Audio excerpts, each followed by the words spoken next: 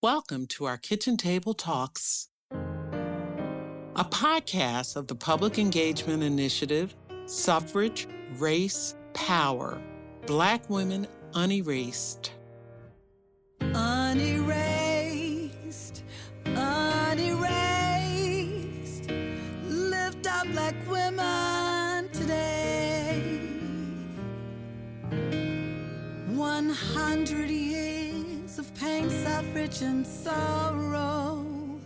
Yesterday, today, and tomorrow. It's time to honor those erased from her story. It's time to rise and take our place. In this moment, we won't be erased. Time to rise, time to rise, stand in our power today.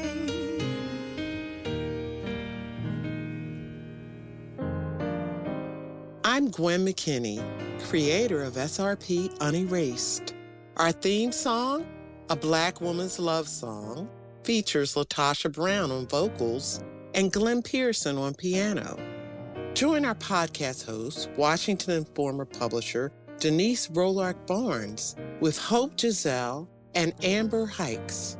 But first, insights on she, her, they, us, Black women, and the gender matrix. My Blackness and my feminist and lesbian queer identities, they're all intertwined. I do not separate them. They're one. And Audre Lorde's words gave me permission and actually gave me a charge to hold all of those identities. Black women who were gay were demonized, and they were shunned by their families. We live in a world where gender is just easily pulled apart and picked with. Throughout the history of this country, Black women have not ever been able to be like women. When we step out of the creative arena, I believe there is still a great divide between everyday Black women and everyday Black women who are gay. A lot of folks think that trans justice only affects trans folks, non-binary folks, gender non-conforming folks. Trans justice is actually gender justice. I do think that lesbian identity is used as a weapon so that when women speak out, for instance, against patriarchy, against rape culture, then what gets used is, oh, well, you must be a lesbian, you must hate men. I see a contradiction among boomer women, especially the older ones. I think that Christianity has a play in here. Being accepting of women who are non-binary or non-conforming or who just say, I'm a lesbian.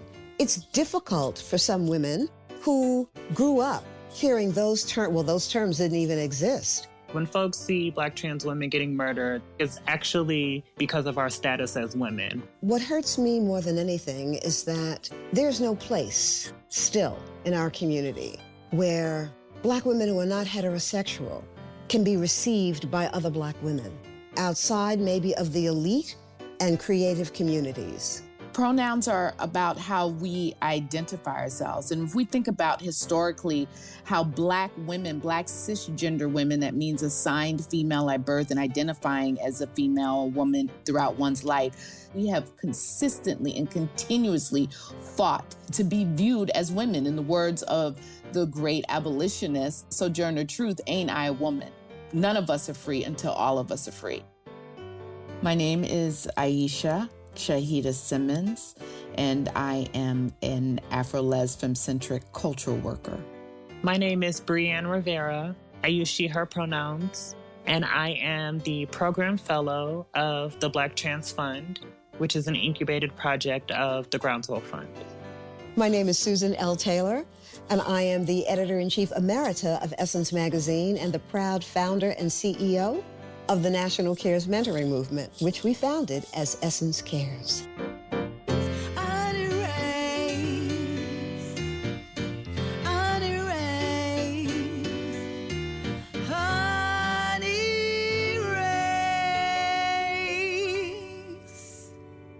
Hi, I'm Denise Rolark Barnes, publisher of the Washington Informer newspaper, and it's a pleasure to host two dynamic guests at our kitchen table. Hi, my name is Hope Giselle. I'm an activist, author, and master inclusion specialist out of Atlanta, Georgia. Hi, my name is Amber Hikes. I use she, her, and they, them pronouns, and I'm the Chief Equity and Inclusion Officer at the American Civil Liberties Union. Welcome, both of you. I'll start by asking both of you to share the lived experience of being queer women who also remain committed to the Black community. Do you feel ignored or spurned within the movement? Hope, I'm going to start with you, and then we'll go to Amber. It's safe to say that as a Black trans woman that I don't feel like I'm included in a lot of the materials around the ways that we're going to protect and defend and help to better the movement for injustice for Black people. There are a lot of Black women that are on board. There are a lot of Black cis women that see Black women as women, but there's still a majority and a social code that doesn't allow others to even see us as women, let alone see us as part of the Black community. And especially when you have a large majority of the old school moms and the old school Black church trying to remind women that they are here to replace you. There's a lot of thinking that enables hatred from women on women. And then when we move into the Black male sector, we know that there is a huge need for therapy amongst Black men because of toxic masculinity politics and because of all of these things that we indoctrinate in our boys from a very early age. Don't hold your hand like this. Don't do this. Boys do this and girls do that. I've been marching with Black women and women in general to fight the Supreme Court against Brett Kavanaugh and to fight against all of the injustices against women. And I've stood there with no other trans women in sight and still had people ask me why I'm there or why did I feel that it was important. And same thing for the Black Lives Matter marches. Upon marching for George Floyd and also reminding people that, hey, Black trans lives matter too, and Black LGBT people have been killed at the hands of police as well. I keep fighting for it is because I want folks to understand that my Blackness is still a huge part of my life, and allowing a couple of bad apples to spoil my culture and my heritage for me is just not something that I'm willing to do. I'd rather educate. Hope, I just affirm 1,000% everything you said. I identify as a Black queer woman in that order, which is incredibly important because my Black identity is first and foremost paramount.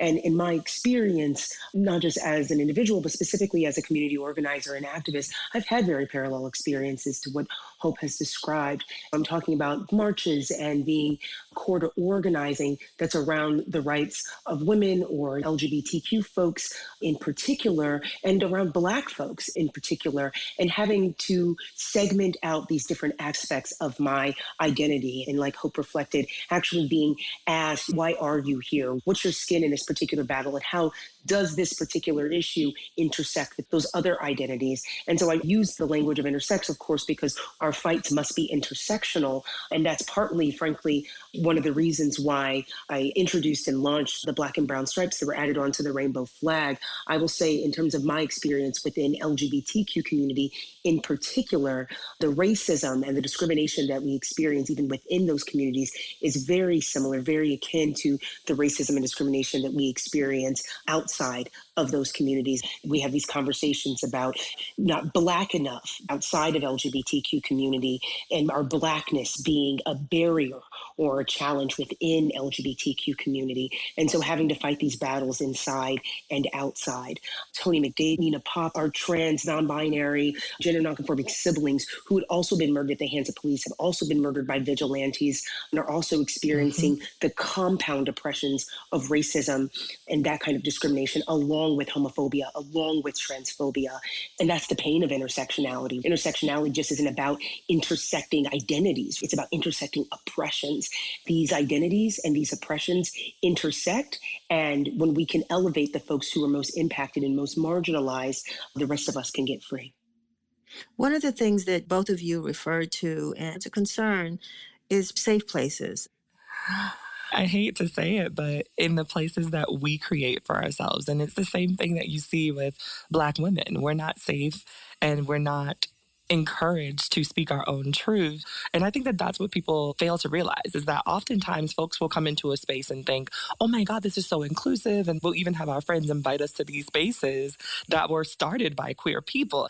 And I think that that's the thing that we have to be cognizant of as Black people as a whole. And this is where that intersectionality that Amber was talking about is imperative and it's definitely paramount, is that we need to be cognizant that the only time that we are safe is when we dictate that we get to be safe. Outside of that, everything is a gamble. And that's something that I think as LGBT people, we want our cisgender brothers and sisters to just understand that we shouldn't always have to create the space, especially when there are so many people that are claiming allyship. And this is why allyship is an important thing, but you shouldn't claim it for yourself.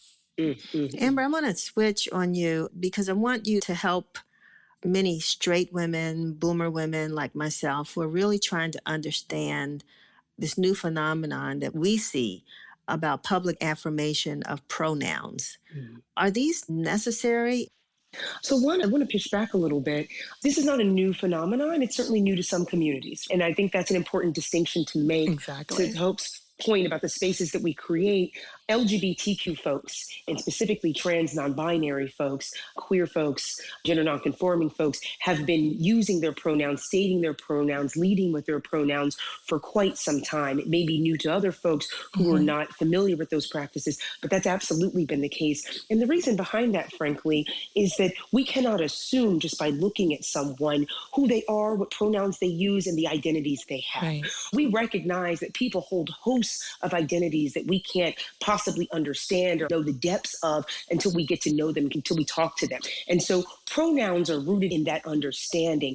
We have had historically a very base understanding of gender identity largely. And when I say we, I'm actually talking about problematically from a Eurocentric perspective. When we go back to indigenous communities, we know that indigenous communities and people of color communities all over the world, frankly, have had much more expansive understandings of gender outside of a male-female binary. This is rooted in indigenous communities. So this departure from that and this adherence to a binary really comes, frankly, from Eurocentric practices. It's something that we should be absolutely welcoming for those of us, especially folks who consider themselves feminists or womanists, folks who are committed to intersectionality, committed to creating more inclusive and expansive spaces.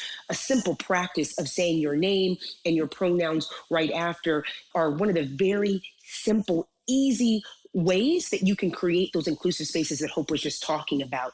You come into a space and you say, okay, we're not assuming who anybody is. And beyond that, we are inviting folks to tell us who they are. That's a simple practice for how you can change the lack of inclusion in a space that you're facilitating, creating, or even just participating in. So is it that, and this is the boomer woman talking here, who's trying to be understanding and inclusive in my thinking. But at what point does the child gain an identity? It's a self-proclaiming point in their lives. How does that work?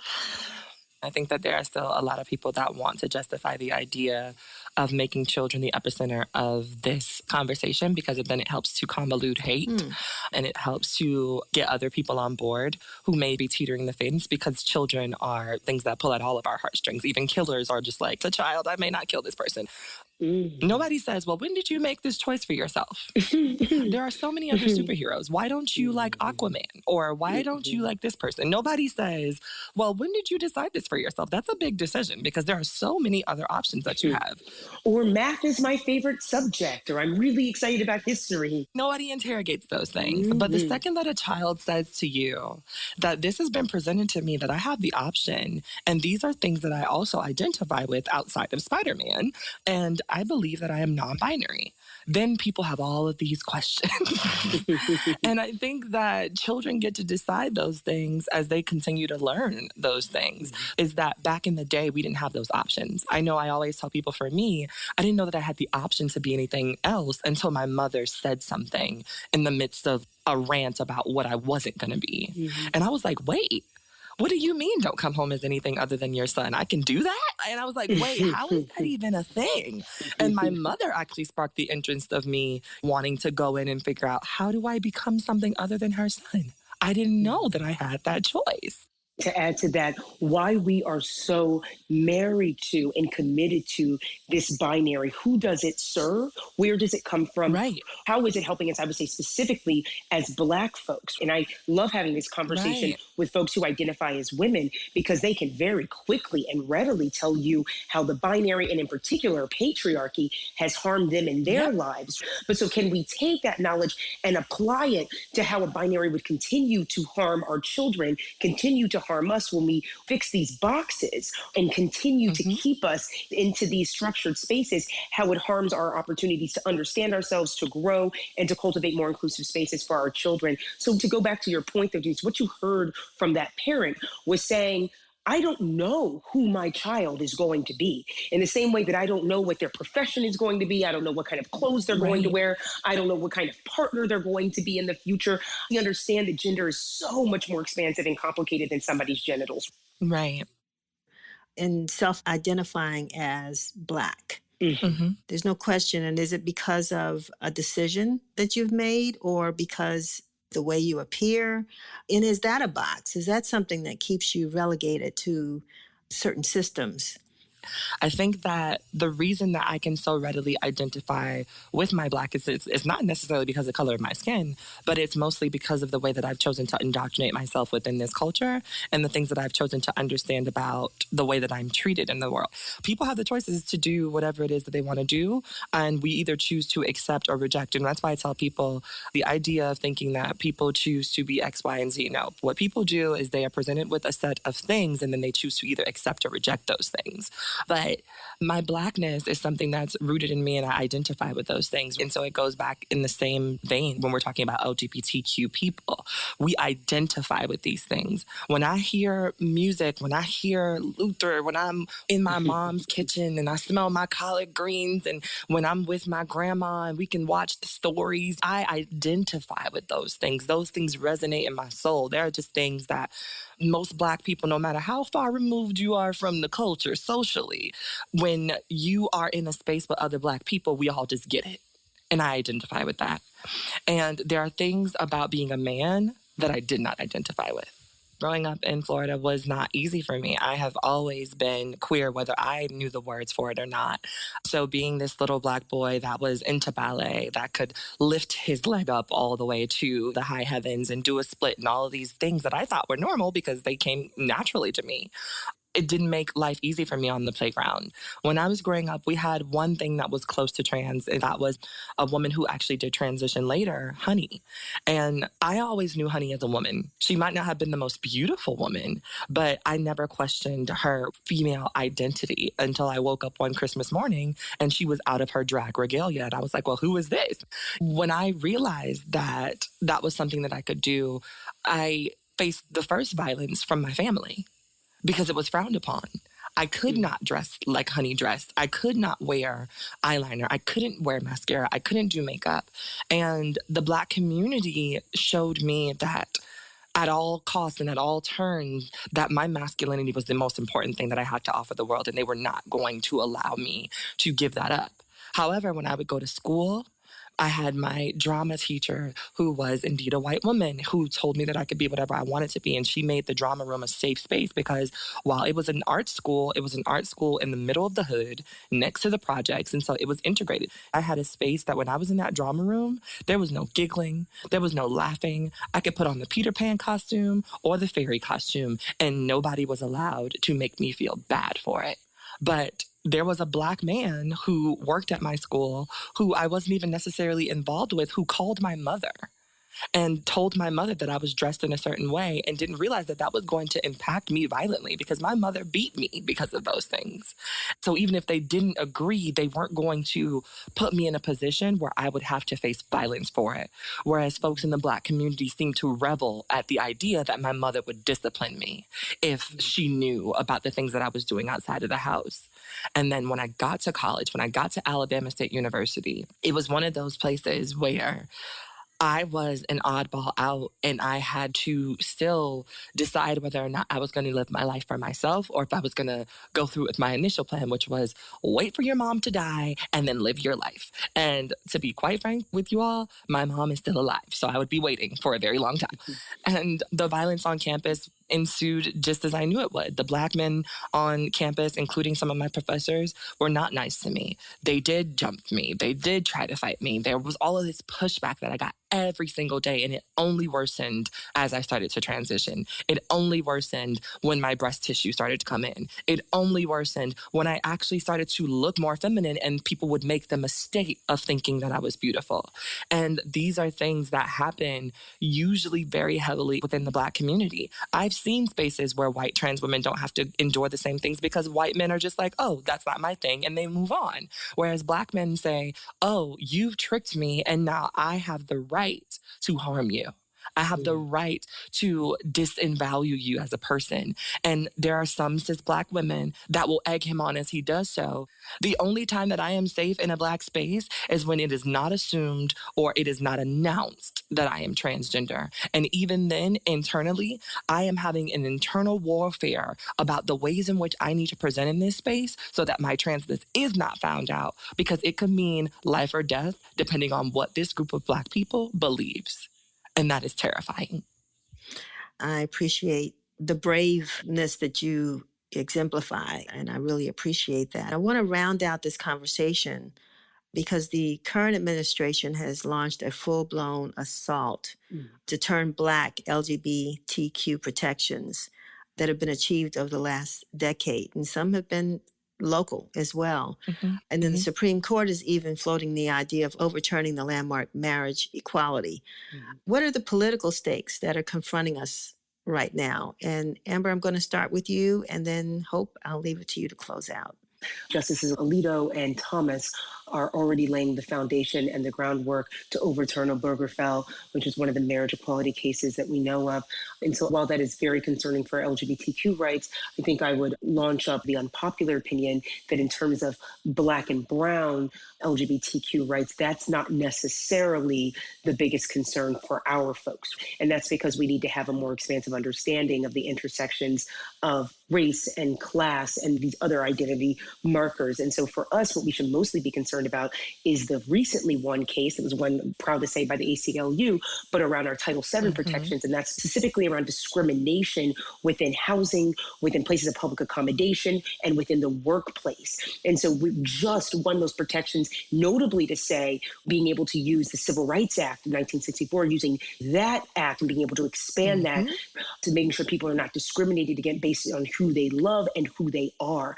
And so these are the things that are at stake, literally turning back protections that were just won. And it may be surprising for folks to hear that just in June did the Supreme Court come down and say, okay, you can't fire someone because they're LGBTQ. That just happened this June. I would say what is most central to people's abilities to live and survive, let alone thrive, is actually being able to work, being able to live in their homes without being discriminated against, without being kicked out, without being fired. So those are some of the things that are at stake. And obviously we know that this administration, beyond their hatred for LGBTQ folks, they absolutely are just filled with white supremacists and folks who are coming after the rights of so many different marginalized communities. And so I want to elevate again that our oppressions and our experiences are interlocked. When they come for one of us, they're coming for all of us. If you heard what Hope described from childhood all the way up into her current existence as a Black woman and a Black trans woman, you hear the violence and the navigating and the thoughtfulness that she has to put into every single day. If you heard that and dismissed it, then you are not a feminist. You are not a woman who is connected to the struggles of all women. And I would call for you to do some deep personal interrogation about your politics, about your connection to the movement, about your solidarity with Black women, because the gender-based violence that she is talking about from her childhood all the way up to her current existence very much mirrors the gender-based violence that I observed in my home as a child against my mother, that I've observed as a woman and my friends in my own life as a cisgender woman. These oppressions, these violences are interlocked. And again, if they come for one of us, they're coming for all of us. For people who are triple minorities sometimes, depending on if you're somebody who suffers with a disability, you're a quadruple minority. These things, we don't care about marriage equality when we are Black LGBT people. Like, yes, it's cool, it's great, it's fine. But what I see a lot of people in the Black community saying is that you all get all these laws passed and every other day there is something for you. And I was like, no, they benefit white LGBT people. Those things benefit white trans women and white trans men. Those things don't necessarily benefit us, because at the end of the day, we are still Black. What I want a lot of the folks in the Black community to walk away from this with is understand that while we're still a part of these communities that are benefiting, we are Black while within those communities that are benefiting. And so the last person to receive those benefits will be us. And so if you truly care about your Black brothers and sisters, and if you truly care about Blackness, then you'll understand that the ways in which we are being affected within these rules, and the same way that they have things that seem to benefit everyone, but then Black people fall at the bottom of the totem pole, it's the same thing within our community. So don't allow the media and the tweets of white LGBT people to defer you from the idea that Black people are still Black no matter what you identify as around that. We are still suffering. We are still the highest risk to be fired. Even with those laws being passed, if we don't get fired because we're queer, great. But now they can fire me because I'm Black. And they have. They've already built up ways in which to do that. And these are things that we all know as Black people. And so just because there's a queer card that does protect me, now that doesn't take away from the fact that they're still a racist. So even if I wasn't a trans woman, I'm still Black. And these are the things that our Black community needs to know and understand about the laws that are being passed, is that our queerness does not save us. Wow. She, her, they, us, Black women and the gender matrix. I'm so honored to have you two sisters here with us at the kitchen table to share your voice. And I encourage you to continue to speak up and speak out. Thank you so much for joining us today. We close this kitchen table episode with our Culture Pop segment. Take a listen to Hot Cheetos, a song written, produced, and performed by the Peace and Body Roll duo, Boom Scat.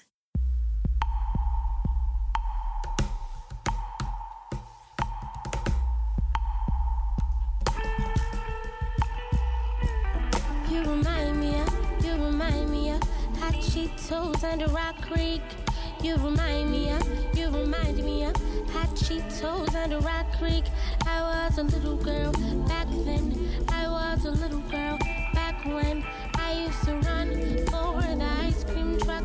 A little girl back then. You remind me of Hot Cheetos under Rock Creek. You remind me of Hot Cheetos under Rock Creek. I was a little girl back then. I was a little girl back when I used to run for the ice cream truck. A little girl back then. Whoa. I remember.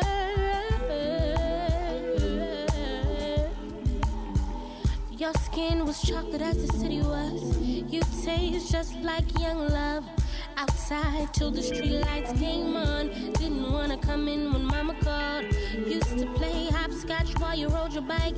Didn't go far, kept you inside. Wasn't sure what I felt, but I knew I was better when I was with you. You remind me. This is our moment to tell our story. How we offered our gifts without glory. Through the pain and the fears, the trial and the tears. Despite the veil, we did not fail. Unerased Black women, unerased Black women. Our story must be told, the wisdom we hold. Stand in our power, unerased. Thanks for listening to Kitchen Table Talks, a podcast made possible by support from Craig Newmark Philanthropies, the Groundswell Fund, the TD Charitable Foundation, and anonymous donors. Special thanks to producers Carolyn Malachi, Tarakan Gross, Levi Perrin, and Volubility Podcasting. We had help from Javita Hill, Rosemary Mealy, and Linda Jackson Leslie. I'm Gwen McKinney, creator of Suffrage Race Power, Black Women Unerased, inviting you to tune in to our next episode of Kitchen Table Talks and visit us online at srpunerased.com.